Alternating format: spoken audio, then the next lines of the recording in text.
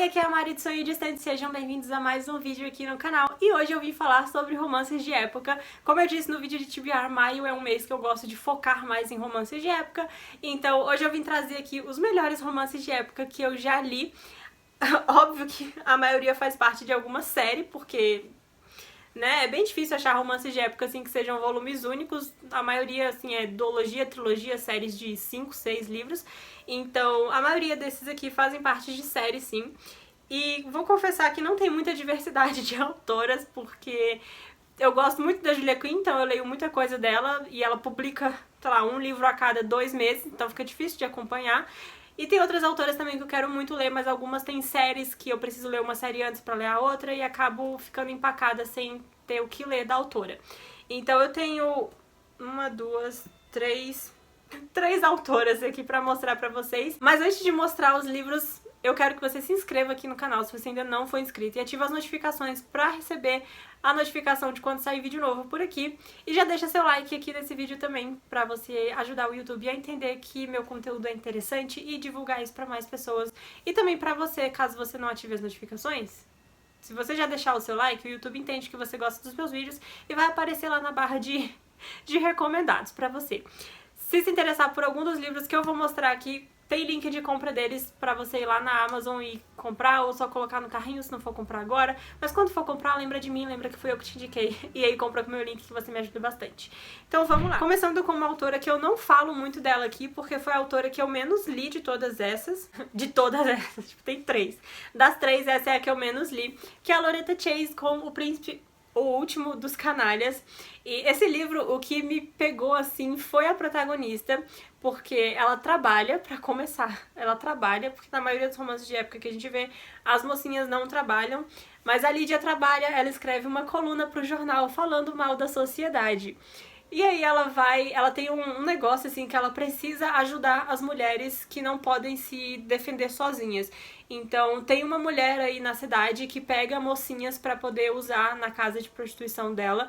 E aí a protagonista, a Lídia, ela acaba vendo uma menina sendo raptada e ela vai atrás dessa mulher que raptou essa menina e fala, tipo, como assim? Você não tem o direito de pegar essa menina na rua e usar ela pra ganhar dinheiro pra você.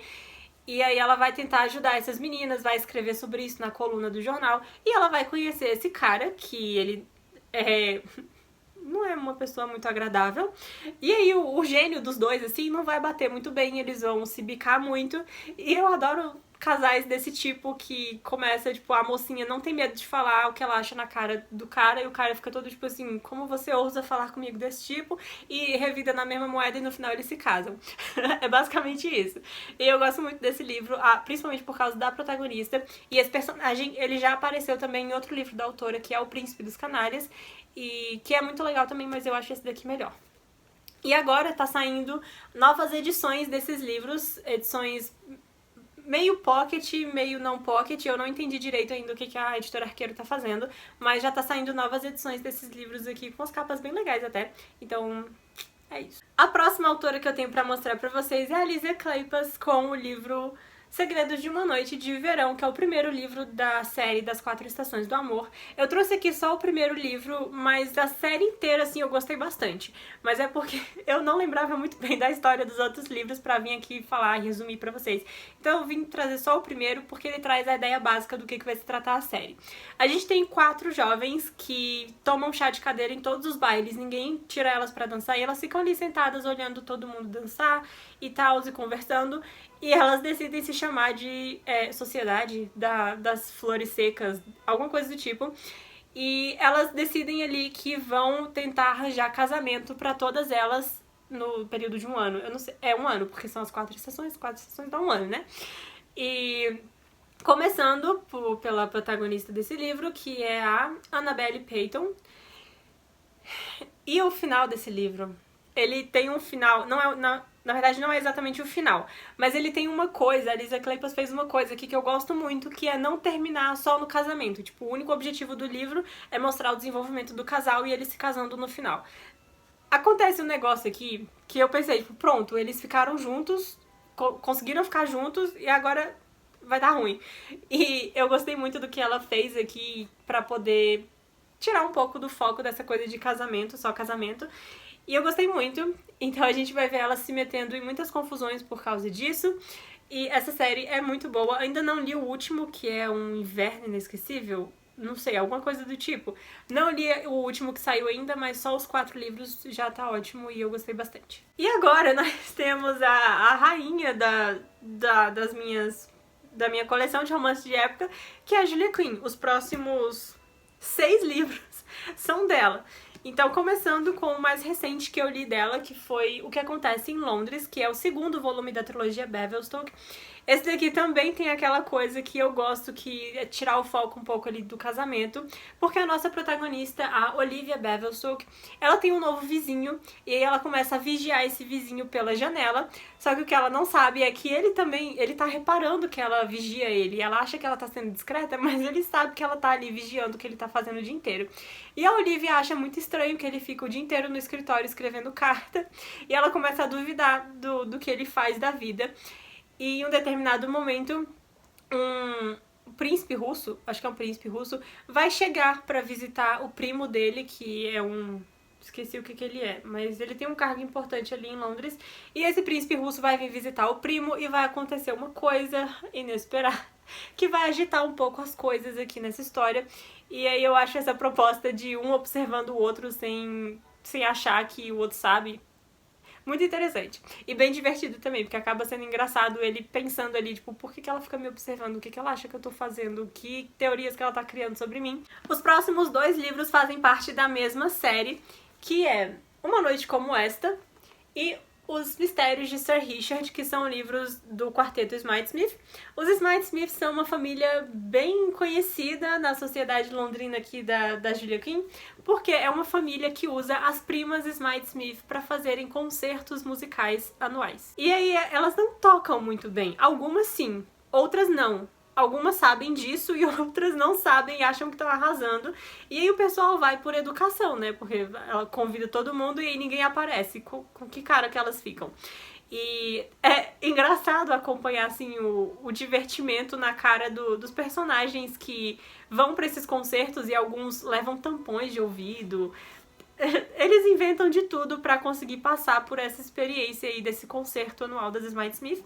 E aqui a gente vai acompanhar então o lado delas sabendo que são ruins e ficando com vergonha de subir no palco e passar mais essa vergonha ali na frente de toda a sociedade. E a gente vai ter também não só elas se preparando para os concertos, mas um pouco mais da vida delas além dos concertos. Então, eu achei isso muito legal, essa ligação entre as outras histórias, porque nos outros livros a gente tem as pessoas falando que vão pro concerto, semana que vem tem concerto das Smite-Smith, você vai? E eles ficam tipo, então, eu não queria. E é bem divertido acompanhar o ponto de vista delas. E aí, em Uma Noite Como Esta, ele é um dos meus favoritos, porque aqui tem uma personagem muito divertida, muito engraçada, que ela acha que é um unicórnio. Ela é uma das Smite-Smith, e ela não quer tocar música, ela quer fazer teatro, ela quer ser atriz, e aí ela fica achando que ela é um unicórnio, e ela tá produzindo uma peça em cima disso. E é muito divertido de acompanhar. Não é nem pela protagonista, eu acho que o ponto alto desse livro é essa menininha. E aqui a gente tem Os Mistérios de Sir Richard, que me ganhou porque a mocinha, ela vai se interessar por um cara que já tem uma família. Tipo, ele perdeu a esposa e ele tem 2 filhos que não são muito fáceis de lidar. A casa dele também não tá lá nas melhores condições, tipo, ele não tem muito tempo de ficar resolvendo tudo isso.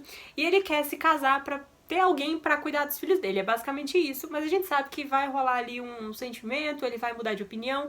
E a protagonista aqui, que é a Iris Smite-Smith, ela vai mostrar que ela é muito mais que uma babá, né? Que ele pode casar ali pra ter uma babá pros filhos dele. E ela vai ter que conquistar a confiança também dos filhos dele e se ajeitar ali também naquela casa que não tá nas melhores condições, então ela vai ter que entender o lado dele também.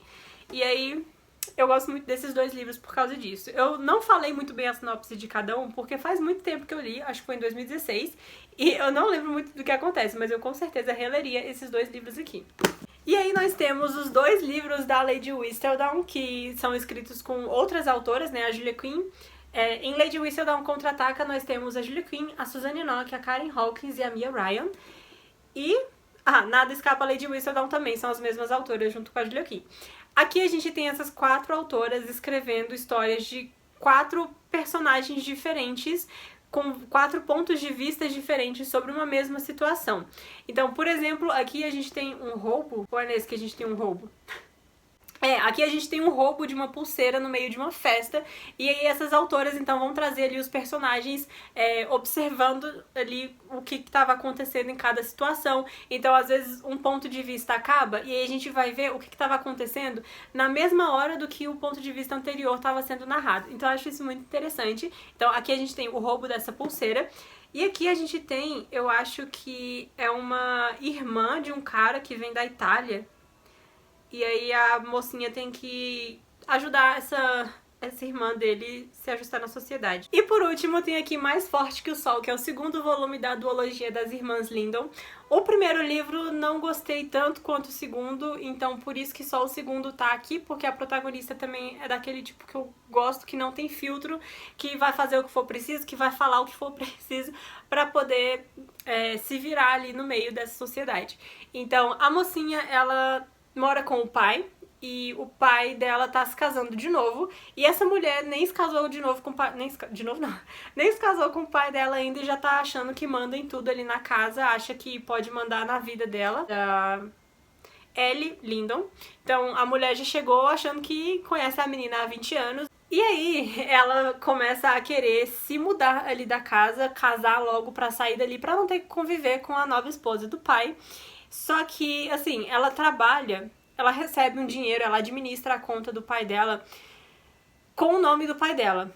E ele sabe que ela administra a conta dele, mas ela usa o nome dele, e ela tem um dinheiro guardado pra ela, com o nome do pai dela. E aí ela quer tirar esse dinheiro, só que ela precisa do pai dela pra isso, ou um esposo. E ela vai ter que se casar com Charles Wycombe, alguma coisa do tipo. E o jeito que eles se conhecem pra começar já é maravilhoso, porque ele cai da árvore aos pés dela, e aí ele também tá desesperado pra casar, porque ele tem um ultimato de que ele precisa se casar até certa idade pra poder pegar a herança, senão vai passar a herança pra outro membro da família dele. Então ele tem um período de tempo muito curto pra conquistar o coração da Ellie, pra ele se casar e conseguir esse dinheiro da herança, e ela também tem que se casar, tem um certo prazo aí, né, ela quer se casar antes do casamento do pai dela pra poder se livrar da madrasta. E é muito divertida essa história, é muito legal acompanhar esse casal, porque nenhum deles ali meio que vai... Geralmente, quando a gente tem os casais dos romances de época, a gente tem uma parte interessada e uma parte que só tá ali pelo contrato, pelo casamento, pelos direitos que o casamento traz. Mas nenhum dos dois quer esse sentimento. Os dois estão ali atrás de uma coisa muito específica que eles só vão conseguir através do casamento. Então é bem divertido acompanhar essa história e a evolução desses dois personagens juntos. Então esses são os meus romances de época favorito. Comenta aqui se você também já leu algum desses e comenta aí qual é o seu romance de época favorito, se você lê romance de época. Se você não lê romance de época, eu espero que um dia você dê uma chance, porque são histórias muito levinhas e muito divertidas, algumas com temas um pouco mais pesados, mas mesmo assim, no geral, são histórias bem divertidas de acompanhar, ótimos pra sair da ressaca. Nosso romance de época, quando eu tô de ressaca, eu leio romance de época, a ressaca foi embora. Então eu espero que vocês tenham gostado, pegado várias dicas aqui nesse vídeo, e me deixem mais dicas também de leitura aqui nos comentários dos livros favoritos de vocês. E a gente se vê então no próximo vídeo. Tchau!